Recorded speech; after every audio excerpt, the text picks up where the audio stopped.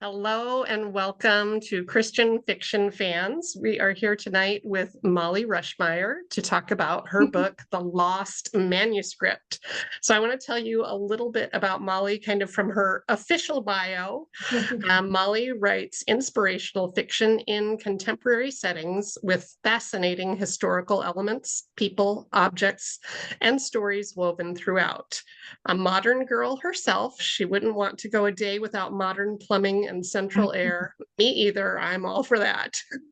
She's always felt a special connection to the past, and I do too. Like, I especially really love like family history, and I Mhm. just inherited like an old typewriter and my grandmother's Oh, wedding cool. dress and some really cool old things. But Yeah. but yeah, I'm very much a modern girl. Um, a born and bred Midwestern gal, Mollie makes her home in central Minnesota with her husband and two spunky, beautiful daughters. She loves books, Britain, tea, and coffee. So, welcome, Mollie. Thank you. Thank you guys so much for having me and inviting me to come and talk about the Lost Manuscript. It's been a little bit since I have done something for this book. So yeah, very So, remind fun. us, what year did it come out? It was 2023. Okay, So so it's if a couple any years of my old. knowledge on my research, by the way, because I was looking through some of the questions, I'm like, if my knowledge is rusty, please excuse me. I wrote this in 2022 and it came out in 2023. So it's been a few years. Be great. It'll be great. So, we would love it if you would first just share your journey to becoming an author. Sure. Well, I feel like it was a long road. When I talk to other authors, every story is as different as the author themselves. And so certainly mine was kind of one of those longer roads, I guess, to publication than maybe some people. I always kind of attribute my very first love of books in general to my grandpa. He's passed away now, but in 2019, but he loved books. Like, if I think I'm a book lover, I mean, he was the absolute ultimate book lover that I've ever met. He was Fun. always buying books. And for all of us grandkids, we'd come and visit and he'd be like, "Oh, I just went to the bookstore. I was thinking of you when I saw this book. I got this for you. I thought maybe you would like it." And so that really just sparked my love of reading and storytelling from a very young age. And I just remember as a kid, I don't remember the year, the exact age, or anything like that, but I remember very distinctly thinking, books are so transformative. They transport you too, to places maybe you'll never visit in real life. You can walk in another person's shoes. They just have that quality to just kind of take you anywhere. And when you turn the last page of a really great book, a favorite, you just kind of have that happy sigh and you almost like think of them as real people and think, "Huh, I wonder what they're doing now." And then you're like, "Oh, they're fictional." But I just remember thinking, I would love to do that for somebody someday. I would love to write a story that somebody, cares that much about the characters, just has that happy sigh, bittersweet sigh when they turn that last page. And, I just would love to do that for someone someday. And so that was kind of the start of it. And then I really got serious about writing when my oldest daughter, who is now going to be 17 in September, when she was just a baby. And so it was a long time ago that I just started jotting things down by hand. Even while I was nursing her, whatever, I just kind of like one-handed be, writing things down, or that was actually when I got my very first laptop. So I'd be one-handed typing and things like that. And my grandpa was actually the person who signed me up for my very first writing workshop locally. I don't know if anybody that's been in the area knows where Uppsala, Minnesota is. It's just a tiny little town, but their library is very vibrant and active. And so they had this workshop and he signed me up for it. And, from there, I just started to really love the craft and just try and learn as much as I could. Went to as many conferences and workshops, joined a writing group that meets in the Twin Cities. And from there, yeah, it just kind of progressed, but that was kind of the beginning of it all. And what a great journey. So tell us a little bit about the books. How many have you written? Where does the Lost Manuscript fall in that sequence? Sure. Yeah, I was looking at that question. I was like having to count back. There's a lot of stories at the very beginning that never got finished, and that's Yeah, okay. But as far as finished manuscripts and books that I've written, there's been 8 now. And I uh, actually just finished my 8th one last night at like I saw midnight. that online that you put Yeah. the end, and I was like, oh, Yeah. we're going to have to hear about that. Oh, yeah. So might be a little tired today, but anyway, but yeah, so I've written about 8, and the Lost Manuscript, that would have been, sorry, I've got to count, and 2, I think that was number 4, if I remember correct, that I finished. Yeah, because I actually finished a different one right before that and thought I was going to be publishing that. And so kind of had to change directions in my mind when my agent called and said that this one was going to be the one that would be my Okay, second one published. So yeah. neat. So tell us, how long did it take you to write your first novel? And it sounds like you've got a little backlog of ones that maybe have never Yeah, that never made seen the it. light of day. And that's okay, right? Yes. Gonna sit on the computer. But That's maybe your first published one, how long did yeah, it take first you to published write that? That one in particular, The Bookshop of Secrets, it took me like about a year, almost exactly. Oh, there it is. Yeah, I and haven't that read one it will yet, but I always just have, picked it up. oh yeah. That one will always have a very special place in my heart just for being, the first one that actually got published. It was super exciting. And so, yeah, that one took me about a year. And there's a lot of reasons that it took me a little longer. I had actually just the previous year had a stroke very Oh, unexpectedly. And so at that time, I really wasn't sure I was ever going to be writing again. hmm But by the grace of God, I was able to heal from that. You don't ever get that part of your brain back. I don't know if you know about strokes, but once that part is gone, it's gone. But the amazing thing about the brain and how we're designed is that you can make all kinds of new connections. And so that part doesn't come back, but you can heal. And I was able to make a full recovery and start writing again. But just in and amongst all of that, there was physical therapy, occupational therapy, a million different appointments, as you I can imagine. bet. So that book did take me a little bit longer. It probably was even like a year and a couple months to Okay. actually finish that one to a readable point. So yeah, so that one took a little longer. And then the Lost Manuscript, by that time, by the time that came out, I think my last manuscript was due to the editor like right around the time that the Bookshop of Secrets came out. And so I didn't have a ton of time. I think I had about 6 months to get like a rough draft done, and then like 3 more months because I think it was around 9 months total that they Yeah. wanted it turned in. So I had about 3 more months to, edit and that kind of thing. Great. So, your bio tells us that you love books, Britain, and history. Mhm. Is there something in particular that inspired this book, or how did you come up with the idea for the Lost Manuscript? Yeah, there definitely was. So we were just talking before recording started that I went to St. Cloud State, as did your mom.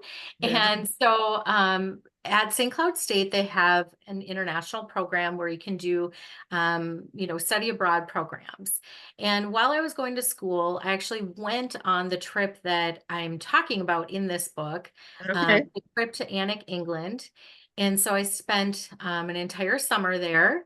And it was just such a, life-changing experience. It was, one of my best memories of I that point in my bet. life.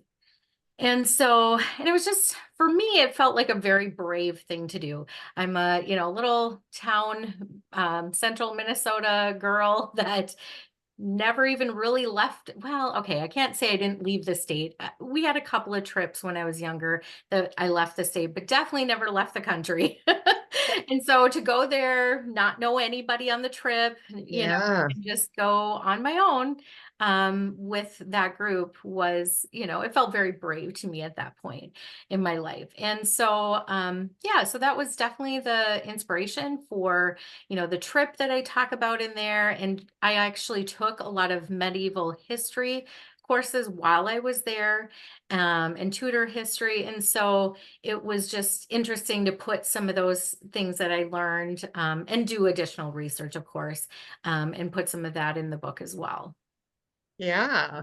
Yeah. It's a fascinating book. So, um, we know that a lot of times there's a kernel of truth in a Sure. fictional story. Were there any particular scenes or characters that you felt were inspired by something that happened or someone you know in real life? Yeah, there is actually. And they're okay. Just so you know, they have given me full approval, and I actually thank them in the book for this, if anybody happened to read the acknowledgments. But my cousin and his wife had recently, as I was writing this story, had recently gone through a miscarriage. I actually started to write this story before any of that happened. And then I just was kind of stricken, like, do I still include this in the story? I wasn't writing about them intentionally. It's something, that I started writing before any of that had happened to them, and they were struggling with infertility at the time. And so I just kind of, talked to them. I said, look, I can take this out, I can change it, it's not published yet, so there's no Yeah. reason, I can't change this and take it out. But they were really, and in particular, his wife was very much like, I think that this is something that needs to be shared out there. A Yeah. lot of people going through it feel alone. And, I think this would be a good thing to have in your book. And so I talked with her about that. We talked about, what it was really like, because I have Hmm. not experienced that um, for myself. And so, I just wanted to be very true and honest to what that experience is like, and honor it, and be respectful of it. And Yeah. so that was a big piece of research for me, was just talking with them about that and what that was like, and what they were comfortable sharing, which Hmm. ended up being a lot. They shared a lot with me. And so I really appreciated that. I did want to make it very truthful. And so, yes, that was absolutely, something for my real life, um, which again, I wasn't intending for it to be, but it ended up Right. being from my real life and my family. What was really interesting with that was before their child was born. Oh, I should back up and say they did end up becoming pregnant and have a little boy now. Okay. But again, this was, at the time when they were still struggling with infertility. Well, it was really interesting, because I had prayed, and I don't know where everybody's at spiritually, so I don't want to make anyone uncomfortable, but I'll just share a personal experience from this, is that I had prayed that by the time this book would be published, that they would have a child on the way. And so it was really, really cool that when this book came out, they were expecting, and the name that I chose for the little boy that's in the story, Hmm. Theo, Theodore, Yeah. ended up actually being the name that they chose for their son. Oh, And we didn't know, like they didn't know that I was going right. to choose that name for this character. I didn't know that they were choosing that name for their son. So that was just really cool. Very, very Definitely a God thing. Mhm. For sure.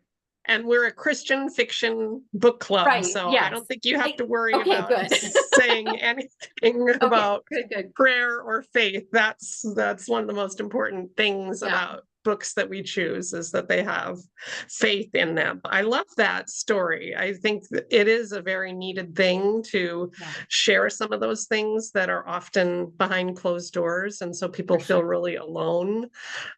So I love that you were able to share that. But in the book, it's interesting because in the book, the husband didn't know the wife was expecting. So it became like this thing that Yeah, was kind of pulling big them secret. apart Yeah. because it was a little secret and they weren't telling each other. And that makes it Oh, a whole different experience than if you're going through it absolutely. together. Yeah. Um, Yeah. so And the he other, kind of chose to go through it alone instead of, sharing yeah, that burden, which of course, she realizes was a mistake later on, but right. yeah. Yeah. Mm. Yeah. And isn't it interesting how these little misunderstandings can happen and it's just Mhm. wrong place, wrong time. And before you know it, you haven't shared something really Yeah. important and it turns True. into a secret and maybe Mhm. it shouldn't have been. It would have been easier if it was just open, Yeah. honest communication. But sometimes it's hard to be open and honest It about is. things when you're worried about what the other person's going to think. And Yeah. Yeah. Exactly. And my thought was, and even in my own life, I've never thankfully had this big of a secret for sure. But, if you've felt hurt by somebody before, mhm, we have that natural tendency then to kind of build up an armor, a wall, between us and that person, whoever it is. And then, pretty soon, like you said, you're not sharing those things. And then it's just putting more and more distance between you and that person. yeah. Yeah. So that was a really intriguing thread to the Mm. story. And then how, when you've created those walls and those protection, then how Mhm. do you Yeah. take them down? Yes, So exactly. it was really fascinating. So in this book, there's a lot of mystery and intrigue too, and they're Mhm. searching for this illuminated manuscript. So tell us a little bit, what do you know about illuminated manuscripts? Is this something that you had seen maybe when you were over there and studied? Yeah. Is that why Yeah. you got the idea? Yeah, so that was definitely a part that was inspired by my trip there. And Hmm. obviously I had to do lots more research, Oh yeah. when I decided to write this. But during my trip, we had gone to Lindisfarne, which is talked about in the book, and Holy Island. We went to Durham, so we went these different places where illuminated manuscripts were a part of that history, especially in Lindisfarne. I don't know if anybody has heard of or looked up like the Lindisfarne Gospels, or even the Book of Kells. That's an Irish one that they had made in Ireland.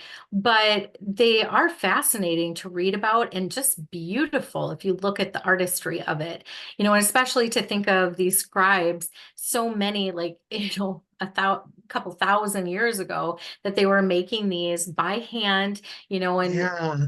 copying down the scripture and making these beautiful pictures. And you know um even the lettering that they did was so beautiful, and using pigments that they had of the day. Hmm. Yeah, and it was just fascinating too as I was researching, for this book in particular, that the scribes, I mean, they were just people. I mean, they're just people. Yeah. So they would have like little scribbles and doodles and complaints sometimes written in the margins, and different things like that, because at the end of the day they were just people.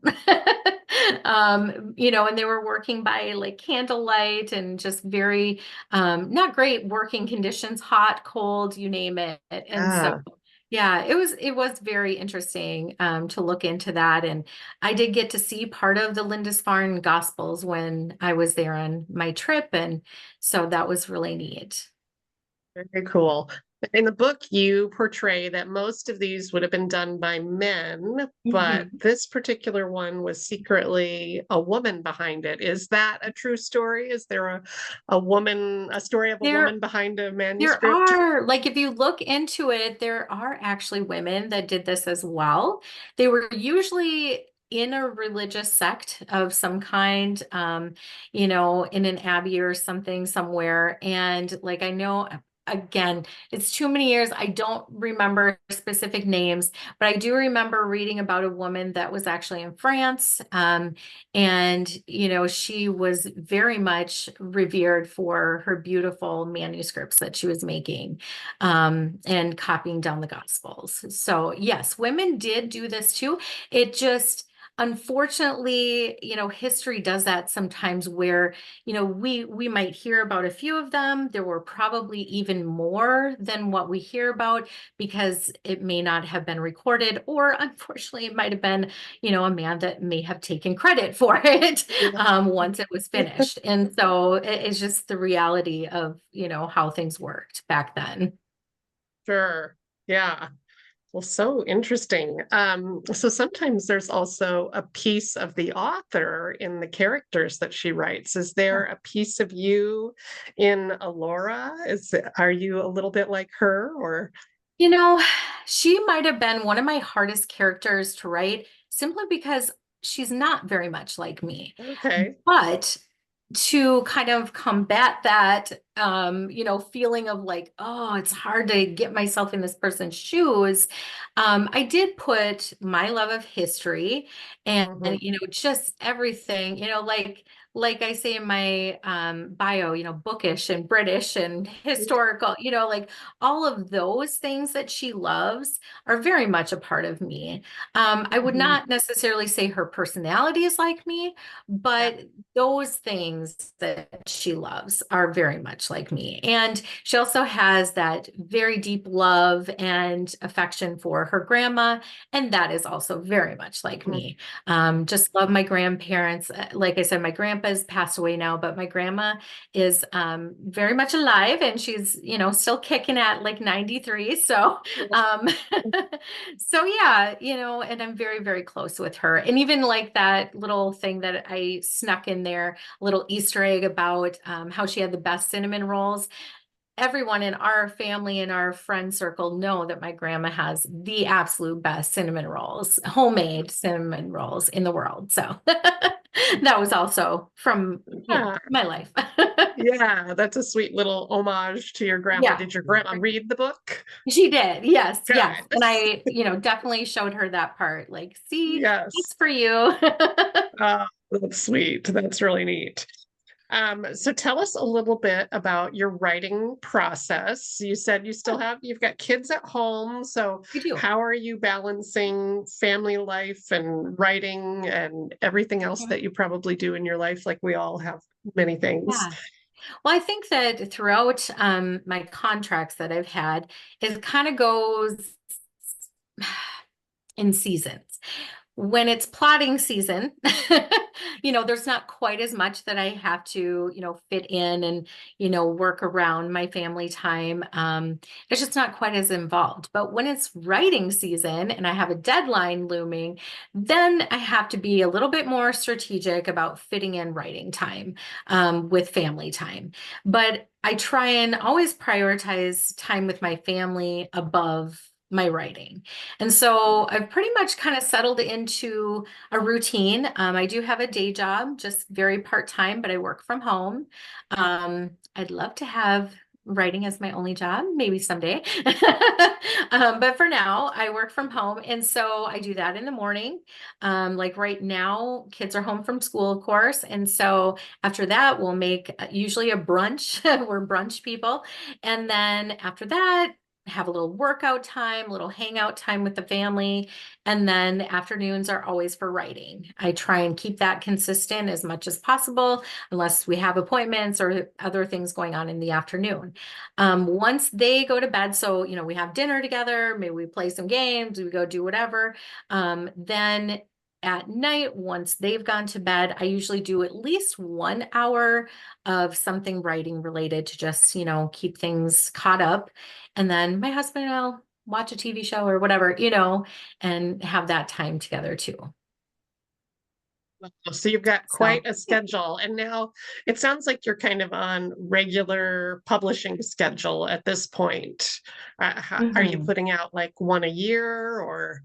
Yes. So right now I have a contract for 3 books with Bethany House. maybe more in the future would be great. But for right now, I'm working on those. I have one that's coming out this September, and then it'll be every September, for the next two. Yep. So like a year in between. Yeah. Yeah. So how do the deadlines work for that? I know when a book comes out, you've written it long, long before that. Yeah, At for what sure. point do you submit your finished self-edited manuscript Mhm. versus what time it actually the rest of us see it? Yeah, that's a good question. Well, for example, like I said, I just finished my second book of this contract last Mhm. night. That is due September 1st. And my first book that's already done, edited, all ready to go, that one will come out the next day. So Yeah, very busy, all crammed together. And sure. it'll probably be kind of like that for the next two as well. That's just kind of how that schedule works. Like you turn it in, and then usually for the next like 6 months-ish, you're kind of back and forth with the editors and getting it all polished up and ready to be published. And so you'll do back and forth usually about 4 or 5 plus times. Mhm. By the time you are officially done, you've probably read the book about a dozen times at least, and you're an author too, Deb, so you probably know how that goes. So yeah. And then everybody gets to see the finished product about a year from, when you turned it in initially. Yeah. So we've talked to some other authors about the title of the book and how much say they get in it. So for the Lost Manuscript, was that a title you had chosen or the publisher chose? No, that was not a title I chose. I don't hate it. It just wasn't anything that I had sent them for sure. And I do definitely feel like the same goes for the Bookshop of Secrets. I ended up liking both titles. They know what they're doing. And I was absolutely new to everything. Still am pretty new to everything. And so, got to trust their judgment. But yeah, I mean, they asked me to send in some ideas, and they ultimately, chose kind of like what their vision was for it. So Yeah. that's about as much say as I got. So did you have a working title of the Lost Manuscript before it was turned over? I am trying to think. I honestly don't remember what I had. I mean, I think I just called it book two for like the longest time because I'm actually not great at titles. And so that's probably why I do need help in that area from the experts. I truly don't even know if I had like a real working title for it while I was writing. I think I Yeah. just called it book two. Yeah. And then how much input did you have on the cover and the cover design? Not too much. No, no. Yeah. I will say with my new publisher for this next three books, they've been amazing and just like super gracious about like any changes or tweaks, ideas that I had. They did a great job. And I'm not saying that with my first publisher they didn't, but there just really wasn't like that collaborative type Yeah. effort. It was their art team that did it, and I really Hmm. didn't have any say in it. So Yeah. Well, I do love the cover and I love the name. So I think they oh, did good, I good. think they did a good job on it. I mean, obviously, that Yeah. is their job. That's what Yep. they do all day. Yep. So they Exactly. hopefully can get it right. Yeah. So you mentioned this a little bit before at the beginning about having a stroke. Was that while you were writing this book So or a no, different it book? was that was in 2018. Okay. So kind of how everything came about. I'll try and keep this short and sweet. So basically, in 2018, in March, I had a stroke. This was pre-agent, pre-publisher. Oh, I was still in that dreaming to be an author stage. yeah. I had started writing the Bookshop of Secrets, or what would Mhm. become the Bookshop of Secrets, but it was slightly different to begin with. that summer, that following summer, I went to a writing conference in the cities, and I ended up meeting my agent there. Kind of, that's a long story. We didn't have an appointment. It was just like a happenstance sort of meeting. I had an author friend introduce me to this agent that was with books and such, Cynthia Rookty, if anybody knows who that is. She's a writer as well. Yeah, I've heard her name. Yeah, yep. And she's also an agent. And so, long story short, we had kind of some back and forth during that summer. She signed me as her client. And this is all, again, after I've had that stroke, and I'm still kind of working through PT and OT and all Yeah. the appointments. But her and I kind of solidified this idea of the Bookshop of Secrets, and she felt, strongly about it. I did as well. And so got it all plotted and wrote that book during like 2018, 2019. And then it was later, it was not right away. I want to say it was 2021 then, when I was actually signed with Love Inspired, which is part of Harlequin and HarperCollins. That's where the Bookshop of Secrets and the Lost Manuscript were both published with them. And so, yeah, so that's kind of like how that Yeah. happened. And yeah, so by the time I wrote the Lost Manuscript, I was feeling pretty good. The Bookshop of Secrets, yeah, I think it was definitely grace of God to get me through the writing process of that. But I felt great at the end of that one, just because it was like proving to myself that I could still do it. Yeah. Proving to myself that this was still the path God had for me, even though I had the stroke, even though I felt at first like, God, does this mean you don't want me to be a writer? Is Yeah. you taking that from me and saying, no, that's not the path I have for you. And so it felt great to finish that, and it just felt like this huge accomplishment, and truly, even the Last Manuscript as well, like both of them just felt like, okay, like, yeah, this is still what you have for me. I Yeah. still have things to say, I still have stories to tell, and you're blessing that. So Yes. And we heard a similar story from Sarah Brunsvold about always needing to be like willing to lay down this dream if it's not God's will, yeah, but exactly. feeling so blessed that you get to keep doing it, that it Yeah. is the path Yep. he's leading you on. That's really cool. That's exactly how I feel every time I finish a book. And hey, already said not all of them are even published, at this point. I only Yeah. have two that are, but every time I finish one, it does feel like that sense of like, yeah, like this is still the path you have me on. This is still my passion. It's what you're still blessing in my life. And I Mhm. do feel just so grateful that I get to keep doing it. Yeah, that's really cool.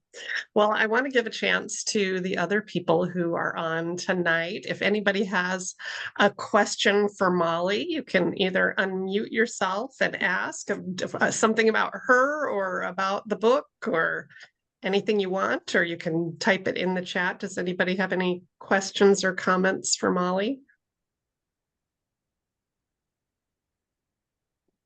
No question, but I really enjoyed reading your book and couldn't put it down.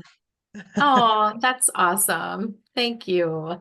That is great. Always makes my day if anybody, reaches out or, lets me know that they like something I wrote. It just, makes my day. And it's so much fun every month to hear the author speaking. Everyone has been just delightful. Oh, that's awesome. Yeah, that is so cool that you're able to get the authors to come and, talk with you guys. I know I love talking with book clubs. I know a lot of authors do. It's just fun to talk to readers. So, Yeah. I have a question. yeah, Did your grandfather live long enough to see you published? he didn't. It was right during 2019. I had gotten an agent by that point. but he was not living when it actually got published. But he knew the story that I was writing, and I even told him, I said, Grandpa, I hope you don't mind. I'm kind of basing one of these characters on you. So sweet. The older, yeah, the older gentleman in the story, Ulysses, is based on my grandpa. And so he thought that was pretty cool, you know.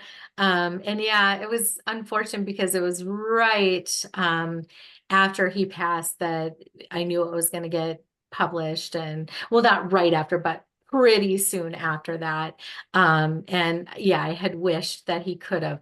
I did dedicate that one to him though, and I know he would be proud for sure. Well, he was probably And pulling strings in heaven. That's how you got the book deal. Maybe that's it. Yeah, yeah. I have another question. So you talked about your grandpa being very influential in your love for books and writing. I'm wondering, are there other members of your family that write too? Yes, actually, just in the last, what has it been, year or two, my cousin, kind of came to me and was like, you know, I like writing. I think I want to be a writer. And so that was so cool. She's just a little bit younger than me. And so it's been really nice to encourage each other and kind of know the ins and outs of, you know, oh, the highs and lows of writing and, you know, all of that. And so we've been very encouraging to each other and get together with another friend of mine that's also a writer to help each other plot our stories and like, oh, what if this happened, you know, or just be able to bounce ideas off of each other. And so that's been really, really nice. And I'm Super trying to think cool. if anybody else, no, Yeah. yeah, she's the only one that I can think of that's family, that's another writer. But yeah, that's been great. And she has joined the same like writing group that I was in. And so that's been fun too. Could you tell me something about marketing? Do you get involved with marketing, or is that the publisher that does that? You know, I feel like years ago, and maybe I was even a little naive as I started writing, thinking like, well, all I need to do is write the book, right? I mean, that's what editors and you know, the marketing people and publicists, that's what they're going to do to try and, you know, get the word out. But the reality is in this day and age, and just such a flooded market for books, you know, the author really does need to take some of that upon themselves to, you know, have social media platforms where they're sharing about the book, you know, doing their best. I mean, we're not going to be perfect. I didn't go to school for marketing. I mean, that's not, you know, that's not my thing. You know, I am more the person that wants to be behind the scenes, writing my book, you know, and spending time with my characters. I don't really want to, you know, be out there selling. But what I have learned over the years is that if you go into it with an attitude of more like you're creating a community, you're connecting with people, you're making reader friends, you know, then it doesn't feel so daunting. It doesn't feel like you're out there with a sales pitch every day, you know, you're just telling people about the characters and the story that you wrote that you love. And if they think it sounds good, then hopefully they'll go buy it. But you know, that's up to them. So, but yeah, I mean, to answer your question, we definitely do have to do some of that marketing for sure. And so does your publisher then help you come up with a marketing plan and kind of give you some guidance as this is what you as an author should be doing, or are you just out there like making it up as you go along? Well, you know, I think that there is a little bit of that out there, that feeling of being out on a ledge by yourself sometimes. Sure.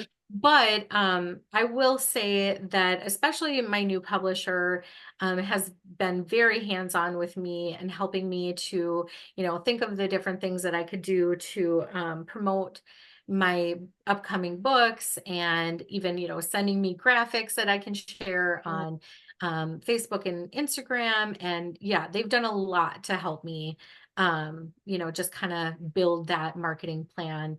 And so, yeah, that's been really nice. Well, I'm curious. So your first two books have kind of this element of mystery and intrigue, it seems like, and a lot of history in them. And those Yeah. were with one publisher. And now you're, it seems like, Yeah. making a shift to Right now, more of yeah. the rom-com genre. Yeah. Yeah. And what has precipitated that, prompted you to move in that different direction? Was it just new ideas, or is that what the publisher Yeah. wanted? Or Yeah, I think it was a combination of things. So for one thing, the line that I was writing with for Love Inspired, they still very much have their other line. So don't worry if you're a fan of their publishing. But the trade line that I was with actually kind of went away. And okay. so I had pitched a couple things to them after the Lost Manuscript, and they just ended up not being the right fit. That happens a lot. Sure. If you're an author, you have to be super patient, and you're going to submit a lot of things that are going to get a no or crickets. It just is how it is.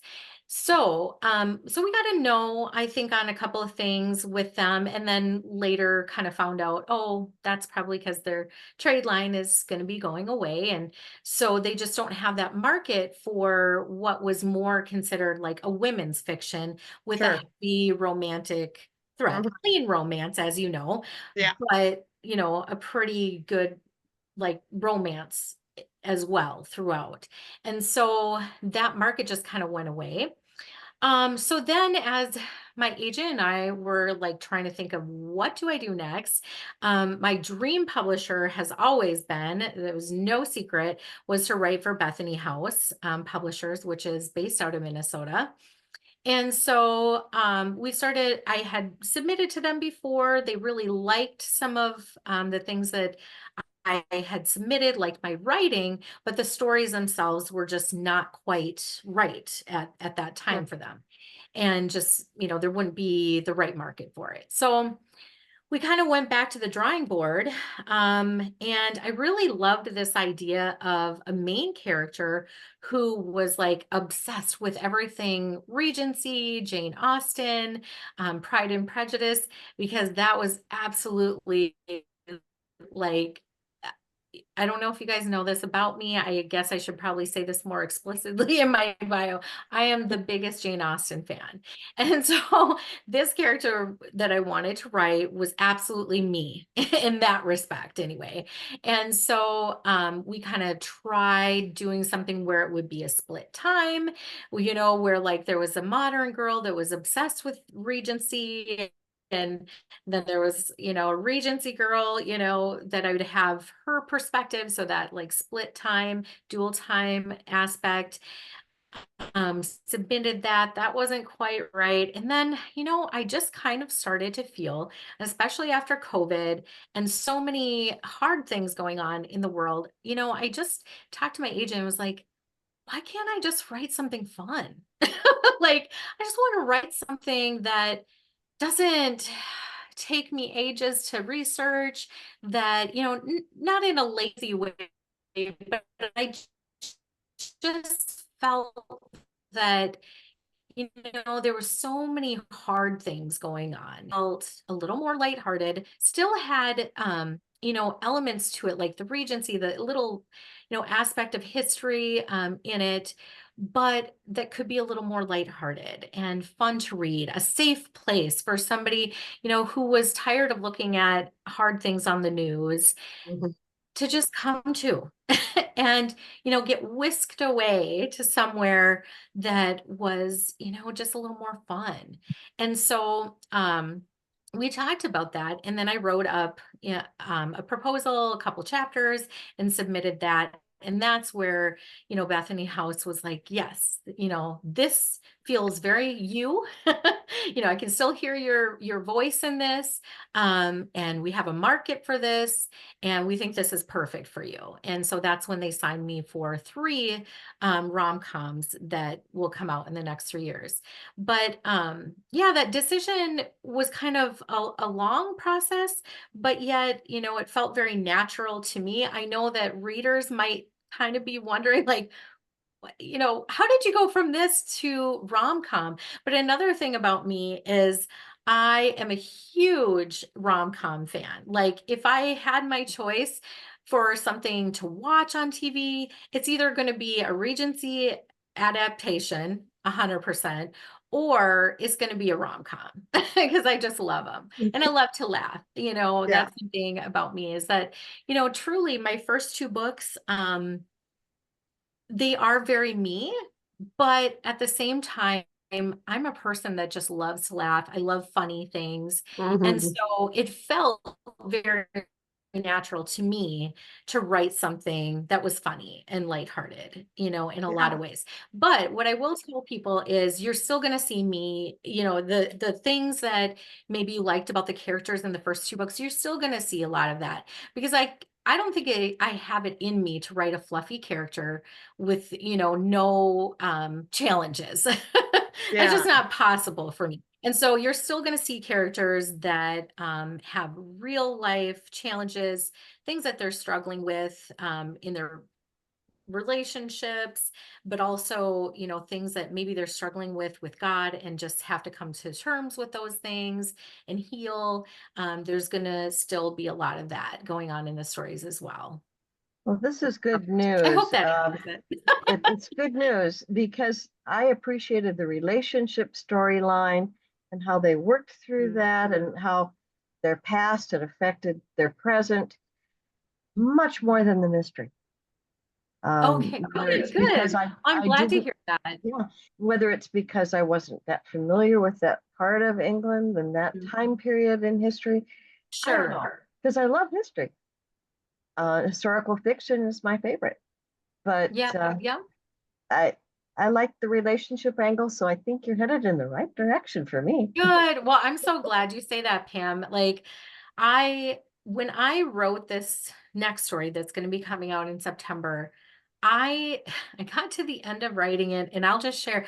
I cried. I don't usually cry when I'm done writing a story, but I just was so grateful. I just felt like this is where I'm supposed to be right now in my writing journey. It doesn't mean there was anything wrong with writing the first two books the way that I did.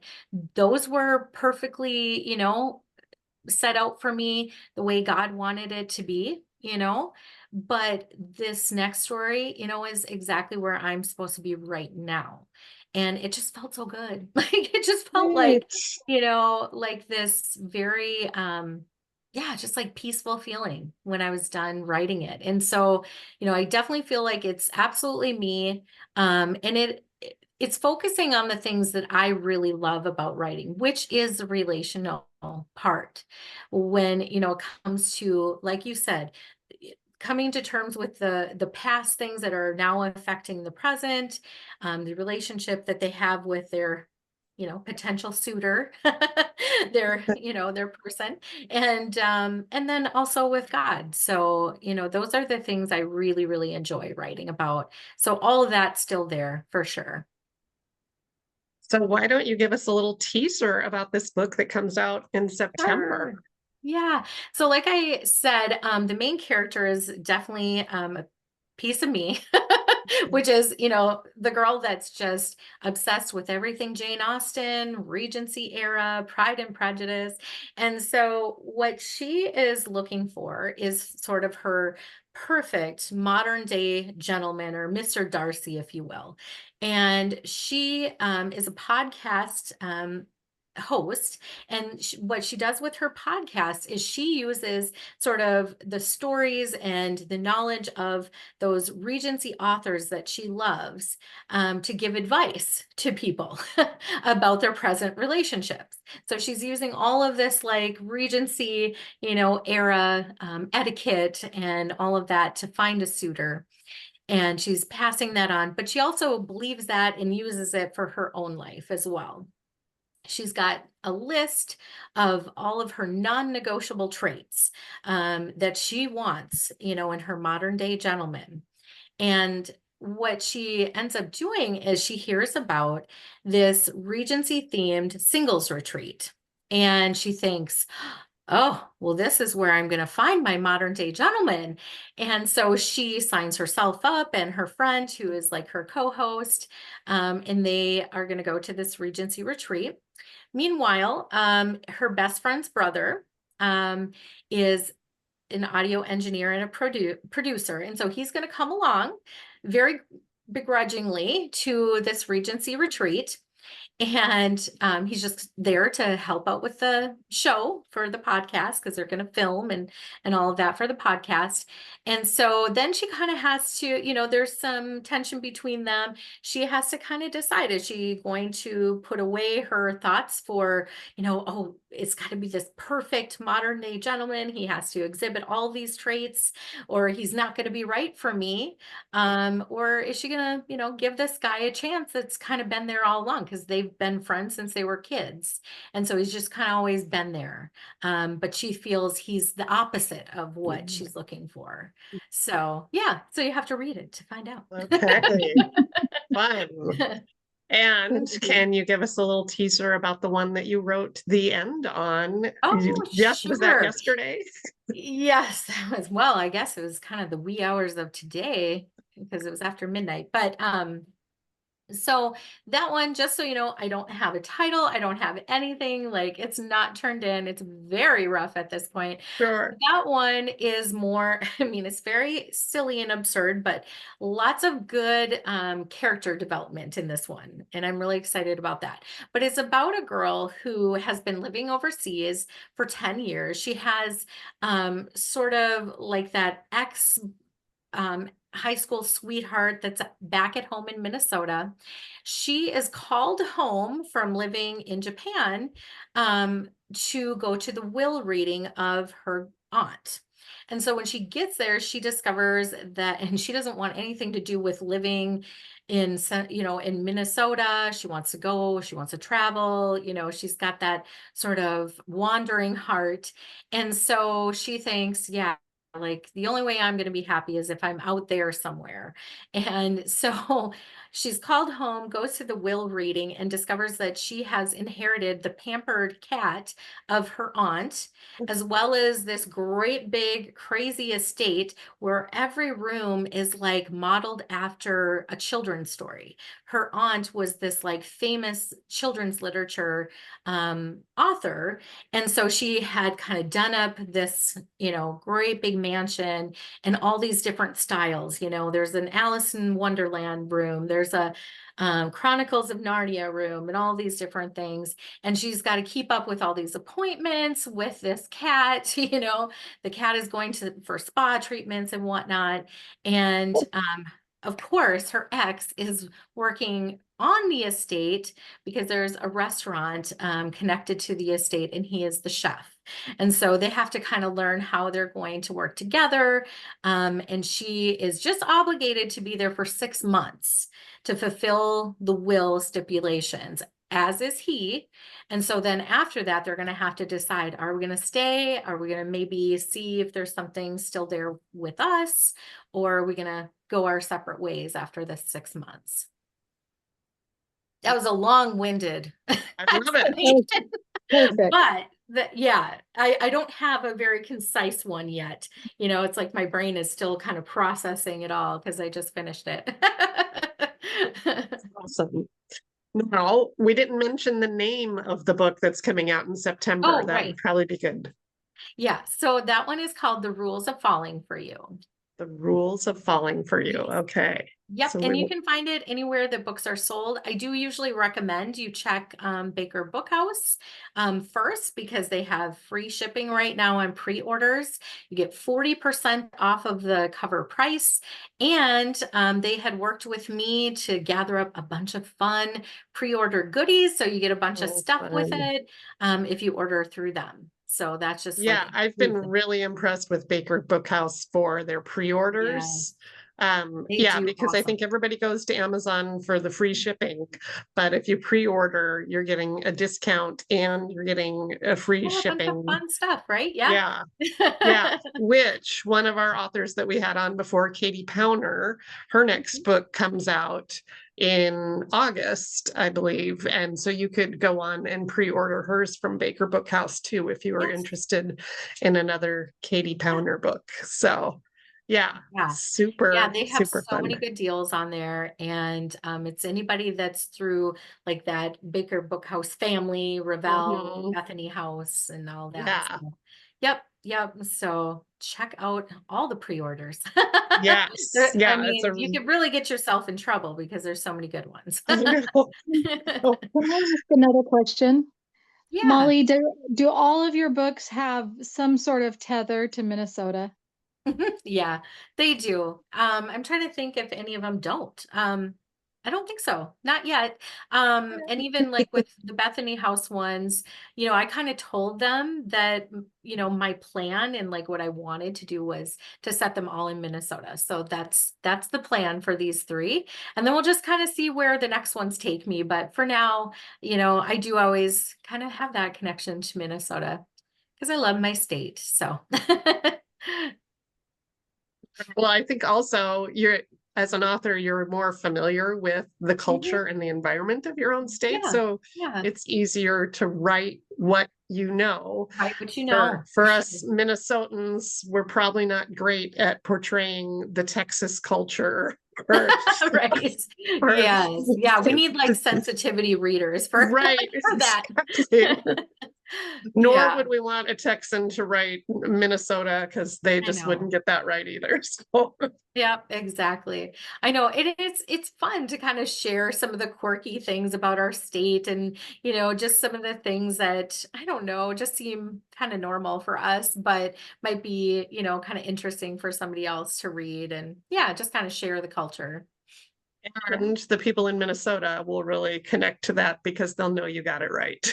I Well, hope so. I hope they're not like, hey, she's really stereotyping Minnesotans. Well, I've lived here all my life. So if I do stereotype a little bit, I think, it's something that I've grown up with. So You're just stereotyping yourself, so yeah, they can't. exactly. Like I'm lumping myself into that too. Right, Not an exactly. insult. It's all in affection. Yes. Absolutely. I loved the nod to the tater tot hot dish. That made me Yes. smile. Yes, exactly. And it turns out terribly. But yeah, she makes her attempt, right? That's good. Awesome. Well, does anybody have any parting questions or comments before we say goodbye to Mollie? All right. Well, thank you, Mollie, so much for Yeah, being well, with thank us you here guys. this evening. It was fascinating to hear about your journey and how that's shifting a little bit. And Yeah. we're excited to see the new book in September. So thanks for being here. Yeah, well, thank you guys for having me. It was so much fun chatting. Love talking about books, of course, and writing. So fun. So anytime, let me know. I'll come back. So Bye. Thanks, Mollie. Yeah, thank you guys.